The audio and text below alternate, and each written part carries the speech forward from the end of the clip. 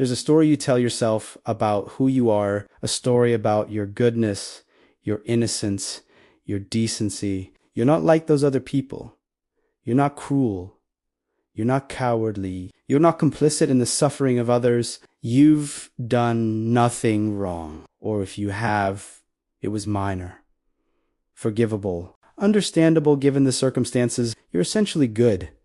But what if that story is a lie? What if you've been deceiving yourself your entire life? What if underneath all your rationalizations and self-justifications, you're guilty? Not guilty of one specific crime you can confess and be absolved of, but guilty in a deeper, more pervasive way. Guilty of being human in a world where being human means participating in systems of harm, benefiting from others' suffering, failing to act when action was needed. This is the territory of Albert Camus' novel, The Fall.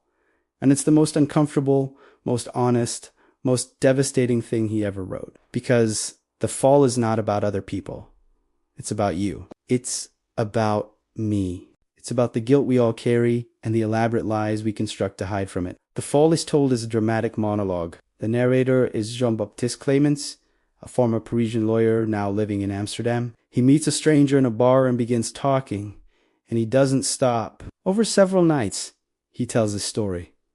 And what a story it is. Clamence was successful, respected. He specialized in defending noble causes, helping the downtrodden, serving justice.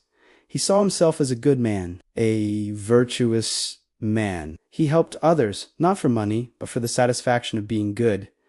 He loved the feeling of moral superiority. He loved looking in the mirror and seeing someone admirable. He lived, as he puts it, on the heights, above other people, above reproach, above guilt. But then something happened.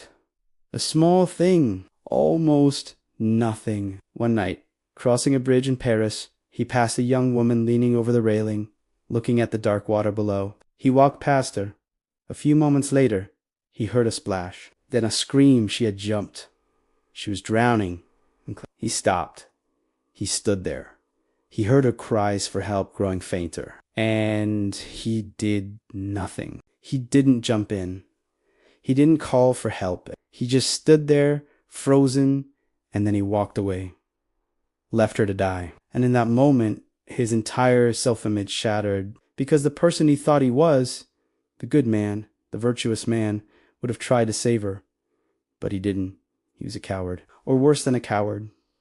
He was indifferent, and he could never unknow that about himself. This is the fall, not a fall from grace in some religious sense, not a fall from innocence in some metaphysical sense, but a fall from self-deception into self. The fall is when you can no longer maintain the lie that you're fundamentally good, when you're forced to see yourself as you actually are, capable of cruelty, capable of cowardice, capable of letting others suffer while you protect your comfort. And once you've fallen, once you've seen this about yourself, you can never climb back up. You can never return to innocence. You're guilty. Forever. Inescapably. Clamence's response to this realization is fascinating and disturbing. He doesn't become a better person. He doesn't dedicate his life to atonement. Instead, he becomes what he calls a judge-penitent. He confesses his guilt constantly, publicly, loudly. He tells everyone about his failures, his cowardice, his hypocrisy, but he doesn't do this for redemption. He does it as a strategy, because when you confess your guilt first, when you judge yourself before others can judge you, you maintain a kind of control. You're still on top, still superior, because you're so honest, so self-aware, so willing to acknowledge your faults. And more importantly, when you confess your guilt, you implicitly accuse everyone else. Because if you're guilty of cowardice for not saving that woman, then everyone who's ever failed to act is also guilty. If you're guilty of living comfortably while others suffer, then everyone in the comfortable world is guilty. Your confession becomes an accusation. Your self-judgment becomes a judgment of all humanity. This is Camus at his most cynical, his most dark, his most honest. The fall is not offering you solutions. It's not telling you how to live with guilt. It's just showing you that you are guilty, that everyone is guilty, and that all our attempts to escape this guilt are forms of bad faith. We judge others to avoid judging ourselves. We create moral systems to justify our behavior. We tell ourselves stories about circumstances, about complexity, about how we're doing the best we can. But underneath it all, we know we could do more. We know we benefit from systems of oppression. We know we've failed people who needed us. We know we've chosen comfort over justice, safety over courage, self-preservation over solidarity, and we know we'll do it again because that's what it means to be human. Clamence lives in Amsterdam in a specific neighborhood because he says it resembles the circles of hell from Dante's Inferno. The city is built in concentric circles of canals, with the center being the lowest point, and we're all descending, he says. All falling toward that center, all guilty, all condemned. But unlike Dante's hell, there's no divine justice here. There's no external judge assigning punishments based on sins. We are our own judges. And that's worse, because we can't escape our own knowledge of our guilt. We carry it with us everywhere. It's inescapable. Now, here's where Camus' philosophy becomes even more complex, because the fall seems to contradict everything he wrote before. In The Stranger Meursault, as innocent of the moral crime society accuses him of, he didn't cry at his mother's funeral, but so what? That doesn't make him a monster. In The Plague, Ryu and Taru and the others are heroes, showing solidarity in suffering, fighting the plague without illusions. They're not guilty. They're admirable.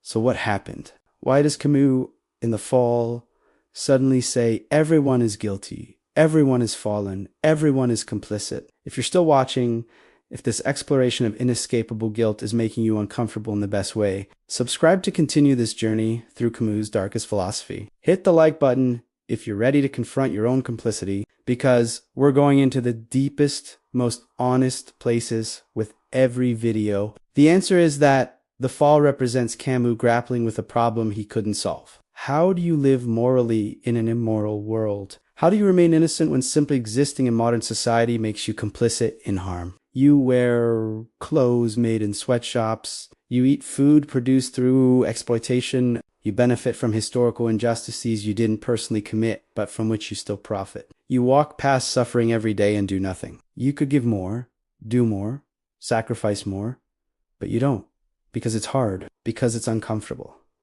because you have your own life to live. And so you're guilty. We're all guilty, and there's no escape. Clamence discovers that confession doesn't absolve guilt.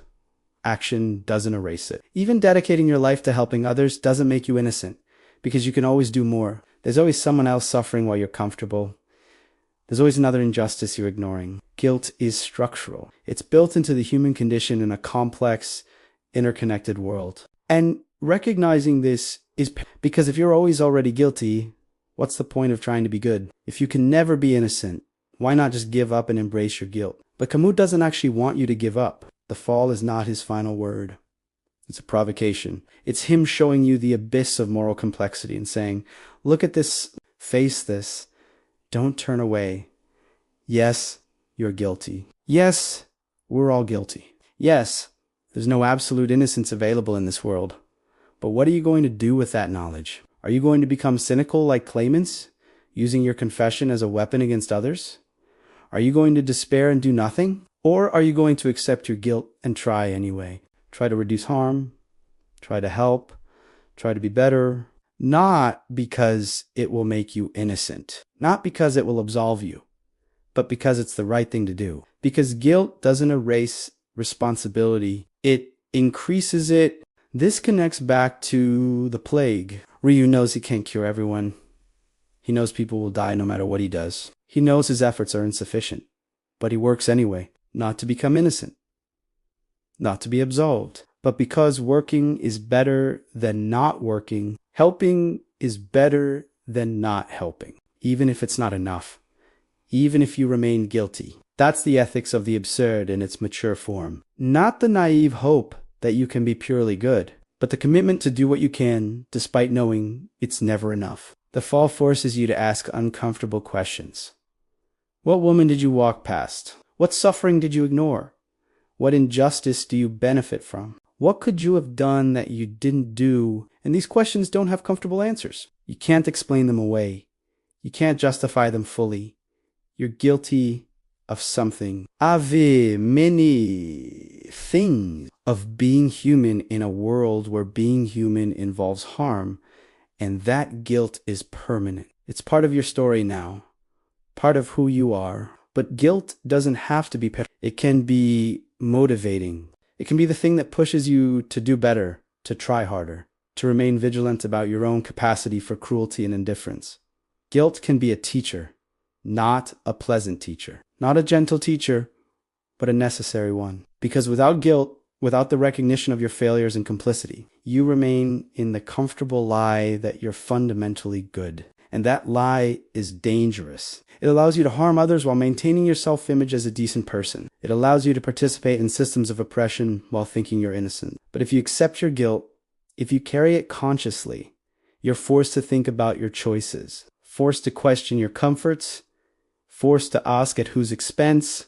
Clamence ends his monologue with a haunting image. He keeps a painting in his room, a stolen painting, the righteous judges from the Ghent Old. He keeps it as a reminder that there are no righteous judges, not in heaven, not on earth, not in your own conscience. Everyone who judges is also guilty. Everyone who condemns has also failed. We're all fallen. We're all in the same hell, and the only honest response is to admit it, to stop pretending, to stop performing innocence, to stop judging others as if you're somehow above them, because you're not. You're down here too, in the lowest circle, guilty like everyone else. So what do you do with this knowledge? What do you do when you realize guilt is inescapable? You accept it. You carry it. You don't let it destroy you, but you don't ignore it either. You live with the uncomfortable truth that you're capable of harm, that you've caused harm, that you'll probably cause harm again. And in that knowledge, in that honesty, you try. You try to be better, not innocent, not pure, but better. You help when you can. You reduce suffering where possible. You remain conscious of your complicity. You don't excuse yourself. You don't absolve yourself, but you don't give up either. You keep pushing the boulder. Not because pushing will make you innocent, but because pushing is what you do, because the struggle itself, even a guilty struggle, even a compromised struggle, is still better than surrender. That's the lesson of the fall. Not that guilt should paralyze you, but that guilt should wake you up, should force you to see clearly, should strip away your comfortable illusions about your own goodness. And in that clarity, in that uncomfortable honesty, you become responsible. Truly responsible. Not responsible to some external judge, but responsible to yourself, to your knowledge, to your guilt. And that responsibility, carried consciously, is the closest thing to redemption available in an absurd world. Welcome to the fall. Welcome to guilt. Welcome to the truth. Welcome to Camus Speaks.